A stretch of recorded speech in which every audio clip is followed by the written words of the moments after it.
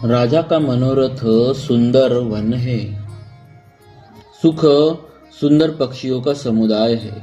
उस पर भीलनी की तरह कई अपना वचन रूपी भयंकर बांध छोड़ना चाहती है। वह बोली, हे प्राण प्यारे, सुनिए, मेरे मन को भाने वाला एक वर तो दीजिए। भरत को राज तिलक और है नाथ, दूसरा वर भी मैं हाथ जोड़कर मांगती हूँ। मेरा मनोरथ पूर्ण कीजिए। तपस्वियों के वेश में विशेष उदासीन भाव से, राज्य और कुटुंब आदि की ओर से भली भांति उदासीन होकर, विरक्त मुनियों की भांति राम 14 वर्षों तक वन में निवास करे।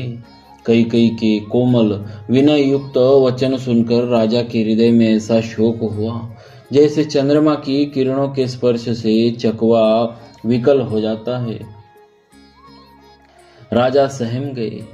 उनसे कुछ कहते न बना, मानो बाज वन में बटेर पर झपटा हो। राजा का रंग बिल्कुल उड़ गया, मानो ताड़ के पेड़ को बिजली ने मारा हो। जैसे ताड़ के पेड़ पर बिजली गिरने से वह झुलस कर बदरंगा हो जाता है, वही हाल राजा का हुआ। माथे पर हाथ रखकर दोनों नेत्र बंद करके राजा ऐसे सोच करने लगे, मानो साक्षात सोच ही शरीर धारण कर सोच कर रहा हो।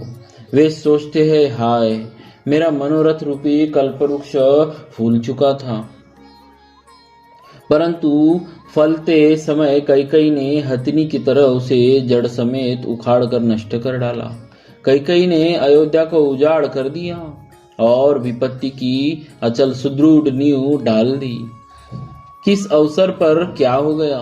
स्त्री का विश्वास करके मैं वैसे ही मारा गया जैसे योग की सिद्धि रूपी फल मिलने के समय योगी को अविद्या नष्ट कर देती है।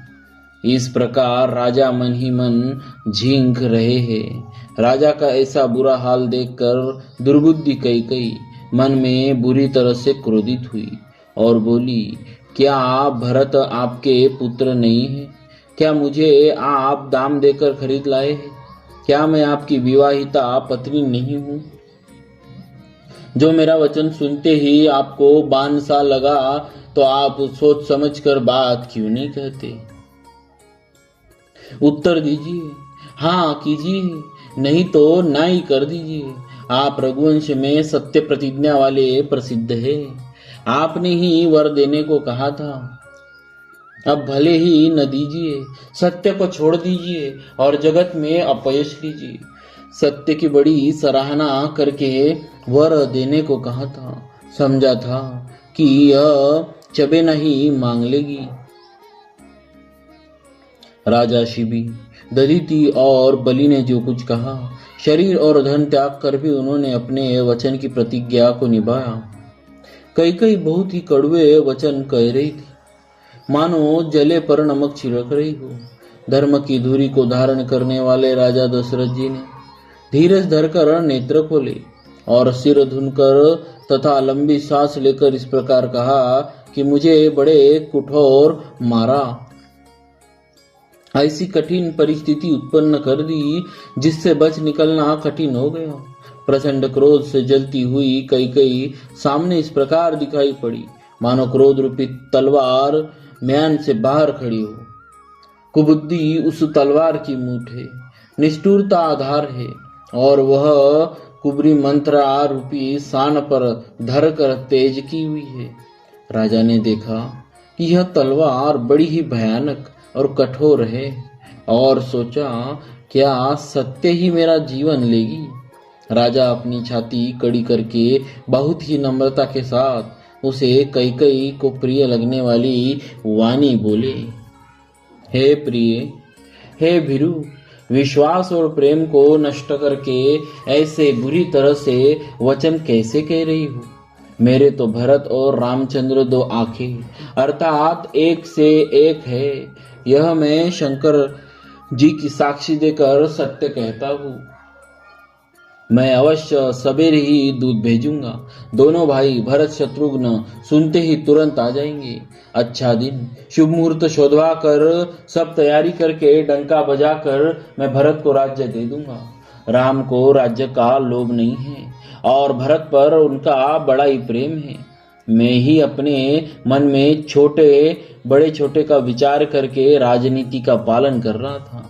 बड़े को राज तिलक देने जा रहा था। राम की 100 बार सौगंध खाकर मैं स्वभाव से ही कहता हूँ कि राम की माता कौशल्या ने इस विषय में मुझसे कुछ भी नहीं कहा। अवश्य ही मैंने तुमसे बिना पूछे यह सब किया, इसीलिए मेरा मनोरथ खाली गया। अब क्रोध छोड़ दो और मंगल साज सज।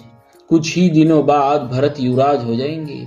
एक ही बात का मुझे दुख लगा कि तूने दूसरा वरदान बड़ी अड़चन का मांगा। उसकी आंच से अब भी मेरा हृदय जल रहा है। यह दिल लगी में, क्रोध में अथवा सचमुच ही वास्तव में सच्चा है? क्रोध को त्याग कर राम का अपराध तो बता। सब कोई तो कहते हैं कि राम बड़े ही साधु है। तू स्वयं भी राम की सराहना करती और उस पर स्नेह किया करती थी।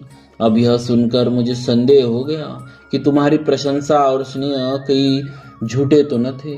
जिसका स्वभाव शत्रु को भी अनुकूल है, वह माता के प्रतिकूल आचरण क्यों करेगा? हे प्रिय, हंसी और क्रोध छोड़ दे और विवेक, उचित अनुचित विचार कर वर मांग, जिससे अब मैं नेत्र भरकर भरत का राज्याभिषेक देख सकूं। मछली चाहे बिना पानी के जीती रहे और सांप भी चाहे बिना मणि के दिन दुखी होकर जीता रहे, परंतु मैं स्वभाव से ही कहता हूँ, मन में जरा भी छल रखकर नहीं, कि मेरा जीवन राम के बिना नहीं है।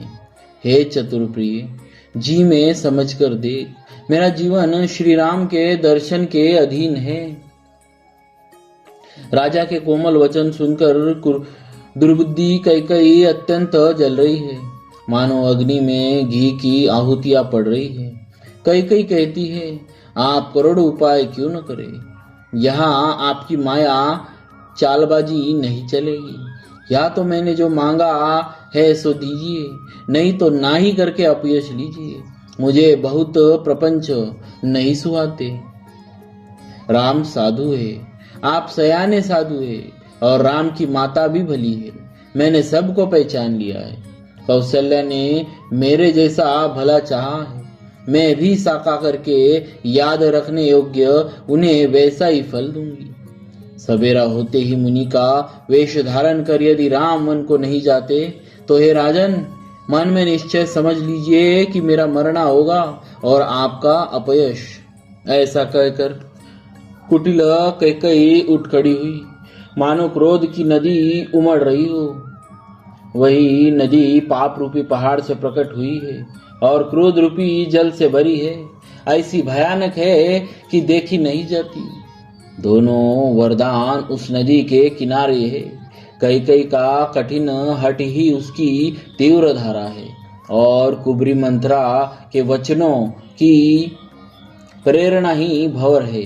वह क्रोध रूपी नदी राजा दशरथ रूपी वृक्ष को जड़ मूल से ढाती हुई विपत्ति रूपी समुद्र की ओर सीधी चली है। राजा ने समझ लिया कि बात सचमुच वास्तव में सच्ची है। स्त्री के बहाने मेरी मृत्यु ही सिर पर नाच रही है। तदनंतर राजा ने कैकेयी के चरण पकड़कर उसे बिठाकर विनती की कि तू सूर्यकुल रूपी वृक्ष के लिए कुल्हाड़ी मत बन। तू मेरा मस्तक मांग ले, मैं तुझे अभी दे दूं, पर राम के विरह में मुझे मत मार। जिस किसी प्रकार से हो तू राम को रख ले, नहीं तो जन्म भर तेरी छाती जलेगी। राजा ने देखा कि रोग असाध्य है, तब वे अत्यंत आर्तवाणी से हा राम, हा राम, हा रघुनाथ कहते हुए सिर पीट पीट कर जमीन पर गिर पड़े। बोलिए श्री सीताराम जी महाराज की जय। भक्तवत्सल